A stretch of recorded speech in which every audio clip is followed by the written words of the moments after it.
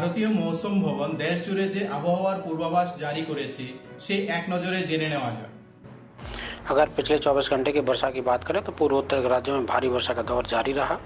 अत्यंत भारी वर्षा और एक्सेप्शनली हैवी रेनफॉल भी, रिकॉर्ड ब्रेकिंग रेनफॉल आसाम में सिलचर में 42 सेंटीमीटर और एक्सट्रीमली हैवी रेनफॉल मेघालय में भी दर्ज की गई। कुल मिला के आसाम मेघालय में सबसे ज़्यादा वर्षा पिछले 24 घंटे के में देखने को मिली है।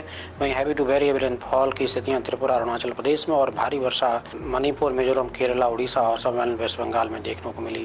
थंडरस्टॉर्म की एक्टिविटी भारत के विभिन्न क्षेत्रों जैसे मध्य भारत, उत्तर पश्चिम भारत, पूर्वी भारत, पूर्वोत्तर और दक्षिण भारत में देखने को मिली। ओलावृष्टि की स्थितियां भी एक दो स्टेशन पर जम्मू कश्मीर में, पंजाब में पटियाला और हरियाणा में भिवानी में कल शाम के टाइम पे देखने को मिली। अगर मात्रात्मक रूप से वर्षा की बात करें तो सबसे ज़्यादा वर्षा आसाम में सिलचर में 42 सेंटीमीटर वर्षा देखने को मिली। वहीं करीमगंज जिले में भी 35 सेंटीमीटर तक के स्तर की वर्षा देखने को मिली। एपी घाट में 32 सेंटीमीटर, अलगापुर सर्कल में 30 सेंटीमीटर, इसके अलावा मातीजूरी में भी 30 सेंटीमीटर तक के स्तर की वर्षा आसाम में देखने को मिली। बाकी के अगर क्षेत्रों की बात करें तो बाकी पूर्वोत्तर राज्यों में भी वर्षा ज़्यादा हुई है। उस हिसाब से देखें अगर तो त्रिपुरा में, वेस्ट त्रिपुरा में 20 सेंटीमीटर तक के स्तर की वर्षा देखने को मिली है। मिजोरम में भी 10 सेंटीमीटर तक के स्तर की वर्षा आइजॉल में देखने को मिली है। मणिपुर की बात करें तो मणिपुर में भी इम्फाल पश्चिम में 11 सेंटीमीटर तक के स्तर की वर्षा, सेनापति जिले में भी 10 सेंटीमीटर तक के स्तर की वर्षा देखने को मिली है। वहीं अगर मेघालय की बात करें तो मेघालय में भी ईस्ट इंडिया हिल्स जो जिला है वहाँ पर 24 सेंटीमीटर तक के स्तर की वर्षा देखने को मिली।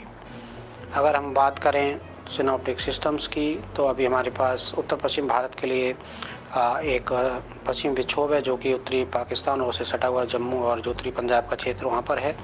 दूसरा सिस्टम मध्य पाकिस्तान में एक सर्कुलेशन के रूप में, हरियाणा में भी एक सर्कुलेशन है, सेंट्रल पाकिस्तान में लोअर लेवल में भी एक सर्कुलेशन है। इसके अलावा एक ट्रफ लाइन भी इसी सेंट्रल पाकिस्तान का जो सर्कुलेशन वहाँ से लेकर के हरियाणा का जो सर्कुलेशन वहाँ तक जा रही है।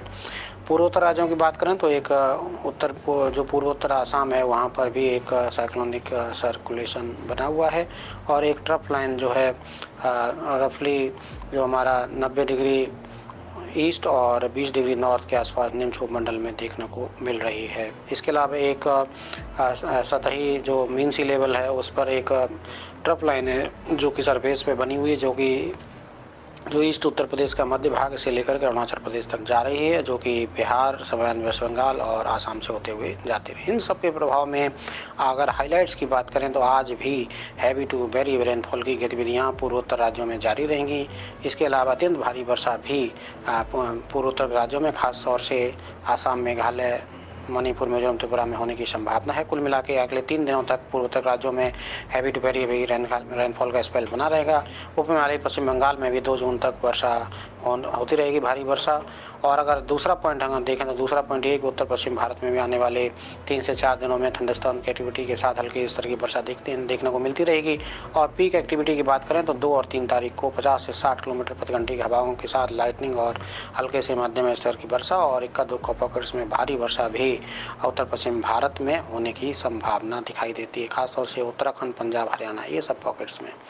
अगर हम बात करें टेम्परेचर के पूर्वानुमान की तो उत्तर पश्चिम भारत में आने वाले 2 दिनों में कोई खास बदलाव होने की संभावना नहीं, परंतु उसके बाद 3 से 4 डिग्री सेल्सियस की सिग्निफिकेंट गिरावट होने की संभावना दिखाई देती है।